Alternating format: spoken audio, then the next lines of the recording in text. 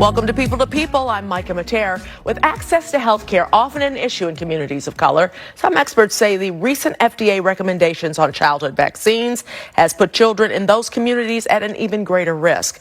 Now, a leading group of pediatricians are speaking out. Here to talk about that and so much more, our friend Dr. Jeffrey Sterling. Thanks for coming in, as usual. Thanks for having me, as usual. We always have such great information from you. Now, these big flu vaccines, it's been an issue, I guess, since the beginning of the new administration. Yes. What are the new guidelines? Should we ignore them? Should we go ahead and get vaccinated? What are your feelings, especially for kids? Well, in the abstract, this is something that the problem with the new guidelines is already manifesting. So the guidelines are really that the number of vaccines that have been given as part of the childhood immunization schedule is too much. Oh. Well, exactly. Yeah. The idea here is that there are other countries that give less vaccines than we do, and they seem to be doing okay. So because RFK Jr., the head of the Health and Human Services, has been disinclined to give so much to kids, that he said, let's just see if we can cut down the vaccine schedule and see what happens, literally. So the vaccine schedule has been pared down to what the individuals that evaluate these things believe can still produce some level of safety. The evidence doesn't support that. It's just a swing at a different type of policy to reduce risk factors. And the manifestations of that is something that we're probably going to talk about in things that have been resulting from less vaccines being given. Like the measles outbreak, which is a big deal. Exactly. I mean, we thought it had been eradicated years ago, but now it's, outbreaks are going crazy, and it's a deadly disease. Well, the point of the matter is that, as you said, 2 years ago, there were only 59 cases of measles in the entire country. And this year, that's up over, or this season, it's been up over 413. Now, the good news for Illinois is that the outbreak has been declared done by the Illinois Department of Public Health. There have been no cases in 2016, so it's done. But the point to be made is that the reason for this outbreak is largely traceable to the fact that there's been a pretty dramatic reduction in people getting immunized against the measles. So if you extrapolate that trend into the future, you can actually see if people stop getting immunized, then those most at risk are going to be dying from the diseases that were thought to once be eradicated. So your advice is to get the vaccines that we are supposed to get as far as the guidelines, our guidelines in Illinois. We've stopped having that conversation because there are two different considerations here. We get vaccines to prevent diseases. We spend so much time these days talking about the side effects of diseases, and we seem to have forgotten about the disease themselves. COVID killed over 1 million people. Influenza kills over 35,000 people a year. In the current environment this year, there have been 18 million cases of the flu. There have been 230,000 hospitalizations from the flu just this flu season. There have been already 9,000 deaths across the country, including 100 in the state of Illinois. And we're always worried about the side effects. We should be more concerned about the disease. And the second part about that is that, yes, the disease is reduced by us getting immunized, but we seem to have forgotten about this thing we used to talk about called herd immunity. We're not just taking it for ourselves. We're trying to reduce the bolus of disease in the population so those individuals most at risk don't die. The elderly, those who are immunocompromised, young kids, they actually die if the disease is just everywhere because people chose not to get vaccinated. One more quick point. Getting back to Illinois, would you believe that this season, just over 20% of individuals have gotten immunized against the flu? Under 7% of people have gotten immunized against COVID. Illinois Department of Public Health says everybody should be getting vaccinated.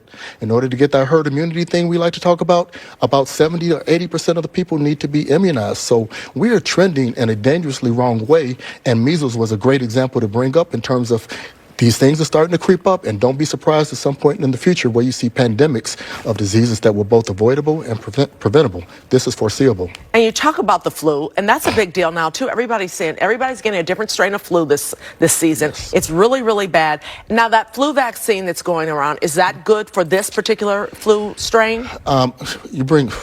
The answer is actually no. There are two things to consider. First of all, this is the worst flu season since 2009 in Illinois. So this is real. The flu vaccine does not stop people from getting the flu.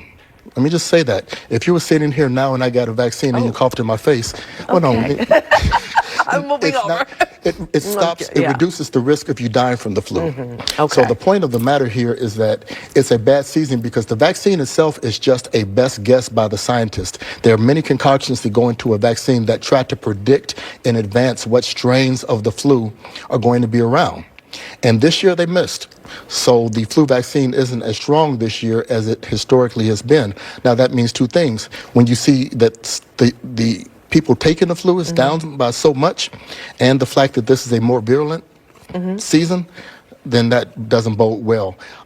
Every year, believe it or not, and this has been going on for 100 years now, about 35,000 people in the United States die from the flu. Wow. 9,000 people have already died this flu season, and this is being projected to be one of the worst flu seasons this century. So wash your hold hands, on. stay home if you're sick. Exactly. And stay away from people, take the 6 feet rule, the whole thing like There you months go. before. You've been listening. We remember from COVID, That's Let's right. talk about this food pyramid. How has it changed over the years? It's a new one now, right?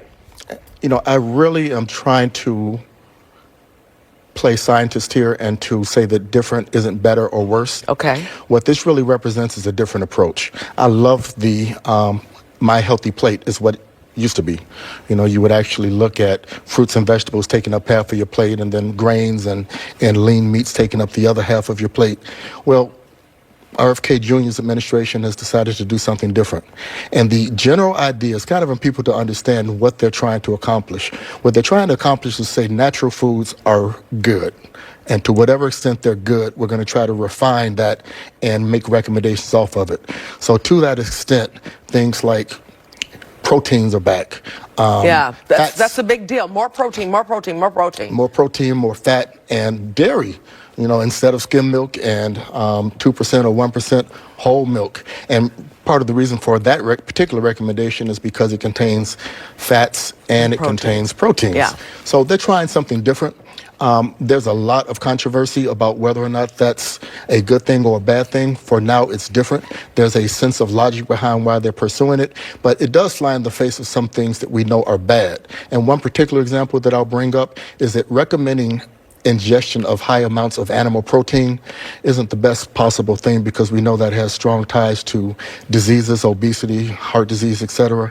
And then that leads to cardiovascular disease down the road. And that's literally the leading cause of death in this country, that and cancer, which is also traceable to ingestion of high amounts of animal protein. But you can eat other proteins rather than animal proteins, and of you course. should. Beans and Great things segue. like that. Yeah. That's exactly. So there are ways to get high amounts of protein without eating animal fats. So that has less ramifications for people that are watching this program, because I don't know if anyone, well, some people are, but not to the extent of the mass population, are going around with the bean counter really taking inventory.